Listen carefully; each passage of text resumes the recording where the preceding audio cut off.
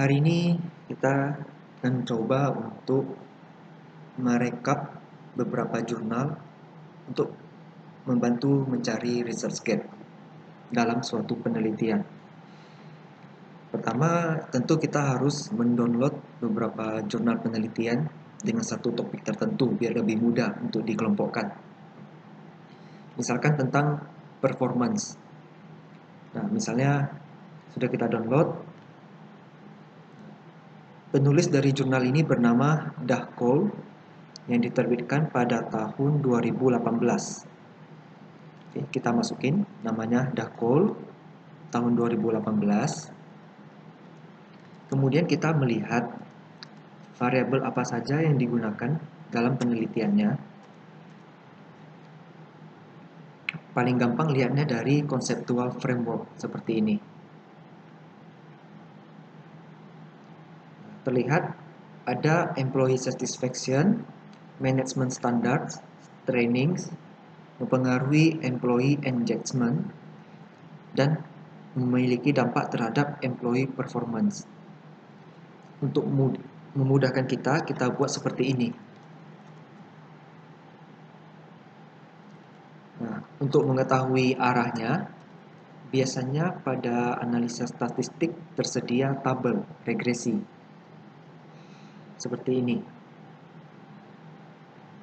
Dari sini kita bisa lihat employee satisfaction mempengaruhi employee engagement, pengaruhnya positif dan signifikan. Kita tulis positif dan signifikan. Kebetulan yang lain juga hasilnya positif dan signifikan, jadi kita tinggal buat saja seperti ini. Kemudian ada Gitomu et al. 2016.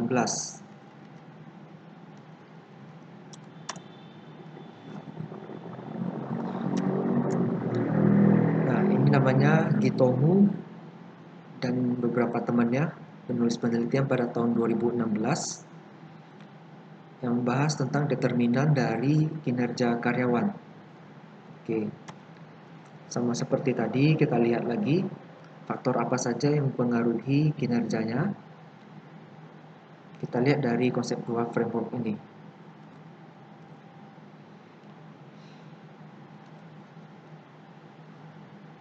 Jadi ada individual karakteristik, motivasi, dan faktor organisasional terhadap kinerja karyawan. Oke, kita lihat untuk hasil regresinya ini. Di tabel 5 tercantum hasil pengolahan datanya. Kita lihat IC. IC berarti individual karakteristik. Berpengaruh positif dan signifikan terhadap kinerja karyawan. Jadi kita tulis sini positif signifikan. Kemudian MF yang berarti faktor motivasi berpengaruh positif.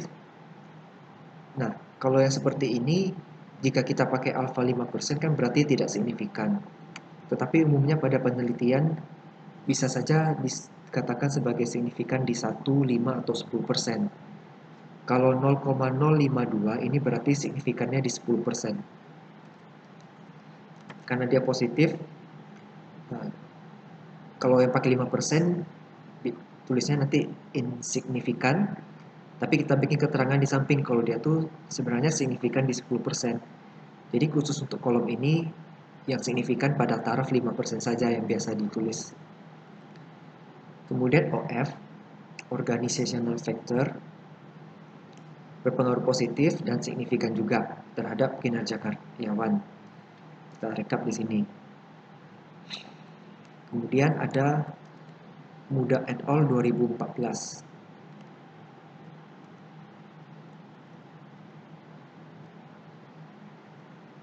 Ini.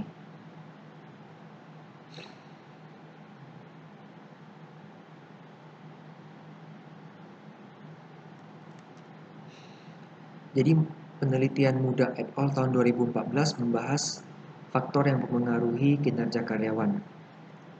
Kita lihat faktor apa saja. Di sini ada job stress, motivation, dan communication.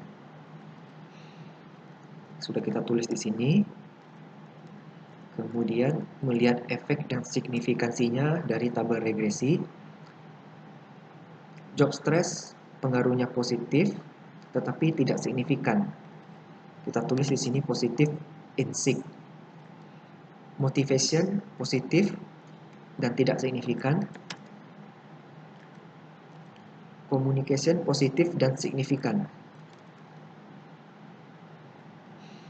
Nah, ini kita lanjutin terus sampai beberapa jurnal ya, rasanya cukup. Di sini kebetulan ada 51 jurnal. Nah, terkadang kita tidak agak sulit untuk membaca hasil dari jurnalnya yang misalnya seperti ini. Emiroglu et al. 2015.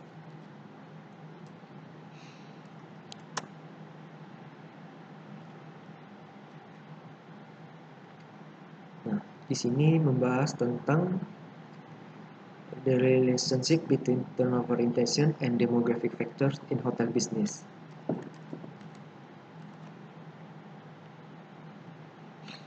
Kebetulan di section ini untuk khusus membahas tentang turnover intention. Tapi kita coba lihat juga. Kadangkala dalam membaca suatu hasil memang agak sulit. Tetapi jika memang tidak bisa baca, nggak apa-apa.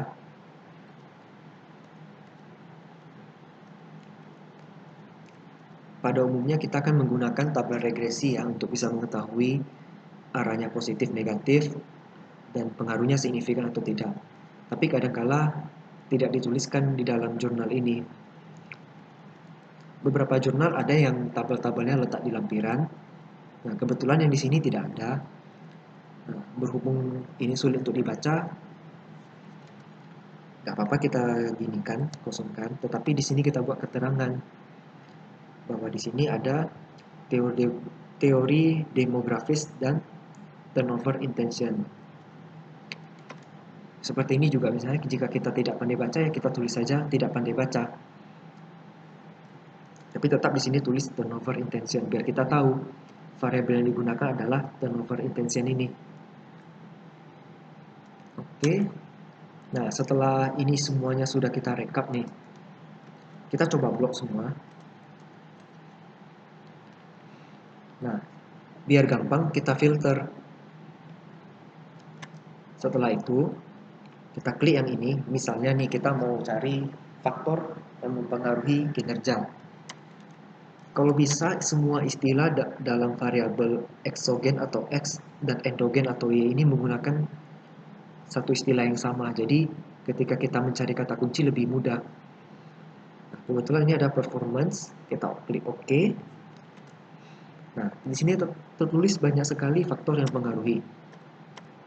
Nah, jadi research gap ini kan pengertiannya si peneliti A hasil penelitiannya berpengaruh positif, si B negatif, atau si A bilang signifikan, si B tidak signifikan. Untuk mempermudah, kita misalnya sortir. Misalnya usia. Usia kan berarti dari penelitiannya Loret et al. 2016, indirect efeknya memberi pengaruh positif yang tidak signifikan. Sedangkan si peneliti yang sama menggunakan direct effect, hasilnya malah negatif tidak signifikan. Tetapi sayangnya ini kan masih berasal dari satu peneliti yang sama. Kita coba cari dari peneliti yang lebih beragam. Misal, motivasi. Kita klik OK. Nah, di sini kan muncul ada yang pengaruh positif tidak signifikan, ada yang positif signifikan, ada yang negatif signifikan. Nah, ini kan sudah beragam sekali hasilnya. Jadi kita masukin. Kalau motivasi itu rupanya mempengaruhi employee performance. Kita coba lagi lihat. Misalnya organization culture.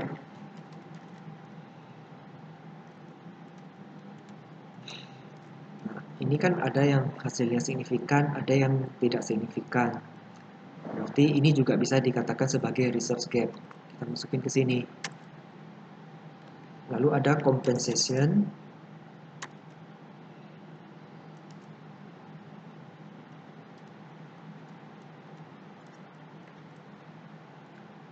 compensation dengan salary kadang istilahnya suka mirip-mirip ya, tapi kita coba aja anggap sama.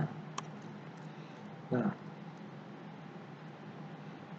si Sultana et al. 2012 mengatakan pengaruhnya positif signifikan. Salim dan Abdallah 2017 mengatakan hasilnya positif tidak signifikan.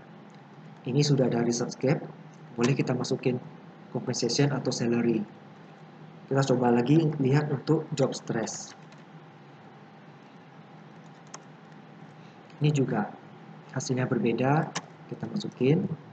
Kemudian work environment.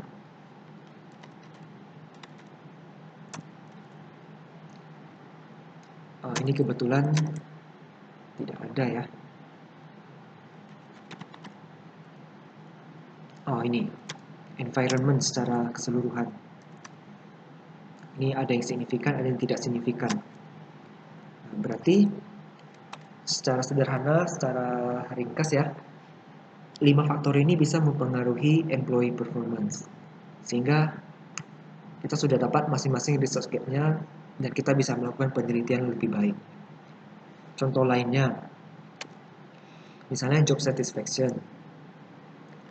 Kita clear dulu filternya, kemudian kita klik di sini, kita tulis job satisfaction. Ini sudah muncul, kita oke-kan.